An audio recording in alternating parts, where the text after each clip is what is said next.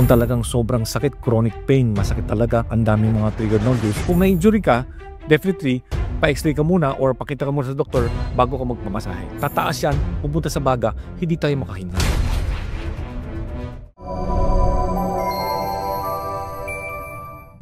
Good day mga kababayan! Siguro napapansin nyo na for the past few episodes, ang mga pinag-uusapan namin ni Dr. So yung mga karamdaman na either masakit sa katawan or nakakatakot. So magpapahinga muna tayo sa negativity. Doon muna tayo sa topic na medyo masarap at maginhawa this week, which is masahe. Siguro napapansin nyo na pag ang isang bayan dito sa Pilipinas medyo umuunlad na, dalawa ang markers niyan. Number 1, nagkaka-Starbucks. Number 2, nagkakaroon ng mga massage parlor or yung mga therapy center na tinatawag nila kung minsan. Ibig sabihin kasi nun, medyo may disposable income ng tao. Pero, safe nga ba itong mga masahe na to? At meron ba talagang health benefits kagaya ng sinasabi ng mga massage parlor na to? So, with us to answer that today is our medical director over here at medico.ph, Dr. Anthony So. So, Doc, diretso tayo agad. Meron po ba talagang health benefits ang pagpapamasahe? Coach, definitely.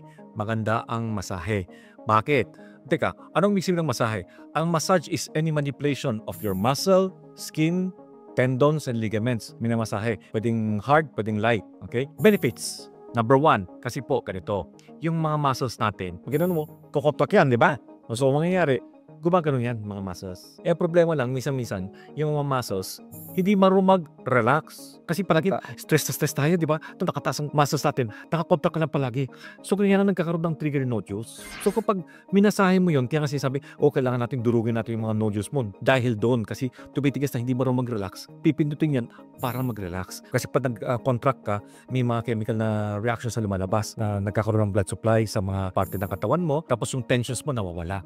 Mood speaking, tumataas ang serotonin level natin. So, mas maging masaya tayo. Mas masarap ang tulog natin. Okay, so blood circulation, better moods, less stress. So, ang masahe pala, ang isa sa mga bagay na masarap pero healthy para sa iyo, di ba? Okay naman pa nga, no? Usually, yung mga masasarap, hindi ganun ka-healthy, lalo na sa pagkain. So, sabi nga nila, masarap ang bawal. Ito, masahe, masarap, pero hindi bawal. Yo. So, Doc, granted na maraming health benefits to. Gusto lang natin manigurado, meron din po bang risks ang pagpapamasahe? Yes, definitely. Yung mga hard massage, di ba? Lalo na, ito yung paa natin, ang gastrocnemius. Hindi ko pinapamasahe yan. Ito po ba yung laman sa likod ng binti natin? Kasi ito yung paa natin, di ba? Ito yung laman dito. Dito kasi, usually, namumuo ang dugo kasi lalo yung mga matatanda, hindi maganda yung blood supply pabalik. So, yung vein pabalik naging mabagal. Lalo may mga maga yung paa.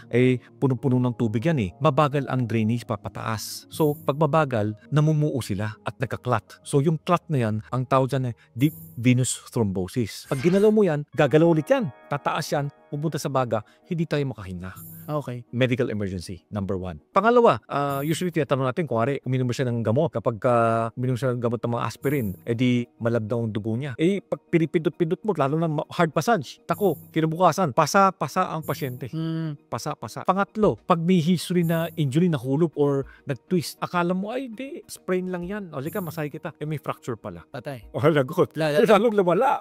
Lalong lumalala. Ayun. So, yun ang iniingatan natin. I guess yung una, yung medyo nakakatakot, yung deep vein thrombosis, medyo uncommon naman ho ito, di ba, Doc? Swerte tayo, mas hindi common. Pero pagka Amerikano ang namasahe mo, very common sa Amerikano. Nag-flight sila from US papunta dito sa Pilipinas, nakaupo lang sila. Tapos, siyempre, pag nakaupo, medyo mabagal ang pagtaas kasi yung hamstrings natin nakaipit sa upuan Ngayon, bumagal ang pagdaloy. Pag tayo nila, bagsak mo sila. Lalo na kung may edad ho siguro, no, Doc? Yes, coach. So siguro kung foreigner ang asawa nyo at namangha sila dahil napakamura ng masahe dito sa Pilipinas kumpara sa Amerika or sa Europe, baka medyo hinay-hinay lang doon sa lower legs, no? Yes, coach. No, Doc? Yung ibang body parts naman, Pwede po. pwede po. Tapos kung naka-aspirin kayo, iwas muna until you get off the medication siguro, Doc? Or light to moderate massage lang, wag deep massage. So, sa practice nyo ho ba bilang physical therapy doctor or rehab doctor, Doc, of more than 20 years, meron na po ba kayong naging pasyente na nadali ng masahe?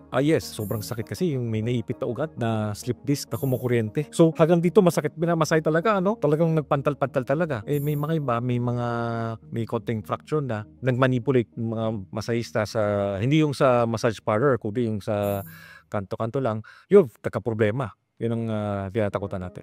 Okay. So Doc, pag pipili tayo ng lugar kung saan tayo magpapamasahe, saan po ba yung tingin natin na medyo safe na magpamasahe? May qualifications ba dapat itong mga to or tiwala lang? Siyempre, number one, kaya nga sa mga massage parlors, nagre-recommend sila dapat na TESDA accredited. Yun, kasi para tuturuan sila kung ano yung tama, ano yung mali. Hindi naman pinapahirapan ng tao, kundi para maiwasan natin ang sakuna. Then yun, so siyempre yun ang gusto kong piliin. Pero kung mga kaibigan mo naman, edi kahit hindi TESDA accredited, sabihin mo lang, wag sobrang hard at dahan-dahan. Kung na-injury ka, definitely, pa-x-ray ka muna or pakita ka muna sa doktor bago ka magpamasahe. Ang problema pa naman sa mga Pilipino, syempre nakakausap natin minsan yung mga massage therapist natin, majority sa atin mahilig sa hard talaga, Doc. So, baka hinay-hinay lang nang iwas tayo sa aksidente pagdating sa pagpapamasahe. Now, Doc, ito, curious lang ako. Syempre maraming iba't ibang masahe ho. Meron traditional Pinoy hilot, meron tinatawag na Swedish, meron Thai, yung dry naman, yung parang hapajama ka lang. Meron po ba ditong mas safe than others or medyo pare-pareho lang po ba ito? Kanya-kanyang benefits, okay? Pero yung ang sabi ko nga palagi sa pasyente, kung ano yung mas hiyang mo at dapat nga, ulitin ko lang, hindi pwedeng very hard. May mga iba, kaya tapak-tapakan pa nga sila, di ba? Baka magkaroon ng spinal cord injury, lalo na mga osteoporotic patients, baka magka-spinal cord injury or mga slip disc.